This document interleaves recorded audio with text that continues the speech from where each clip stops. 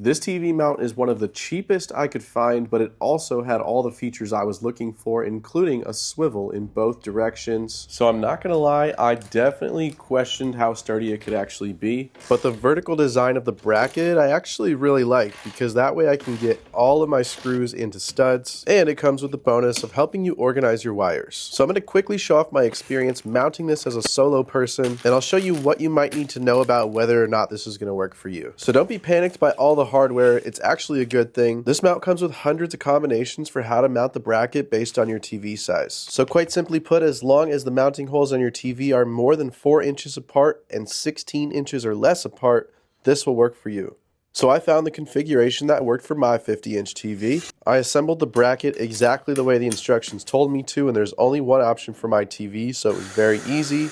My TV had extra space between the bracket and the TV on one side, so I got to use the spacers that it comes with. And it comes with screws of different common lengths and diameters, so that way there's something for every TV. This was a more budget 50-inch TV, so it was definitely on the heavier side, but the mount picked it up with no problem. Then when it was time to install the bracket, like I said, I like that it goes upright, because in other mounts you can't really get all 4 screws into a stud. So if you're going into drywall, this is probably the best one for drywall.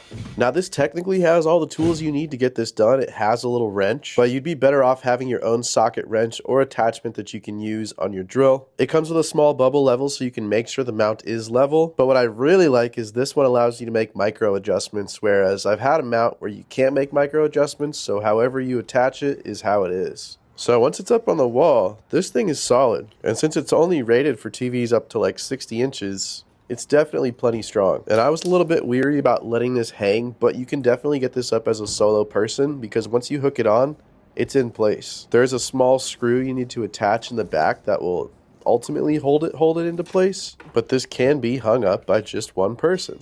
So that made it even better for me. So then you can adjust the up and down tilt, and you can raise it 5 degrees up from level or down 10 degrees. So plenty, so if you mount this in the middle of a wall, you can pretty much see it from anywhere.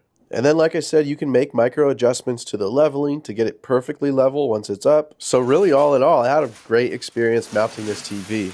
The upright bracket works for me not only for its strength, but also because I put this in a skinny corner of my drywall. And to be completely honest, not a single downside with this TV mount. Not bad for one of the most budget options out there. We've had it up now for about a week, and it's completely serving its purpose. Hopefully this review was helpful to you.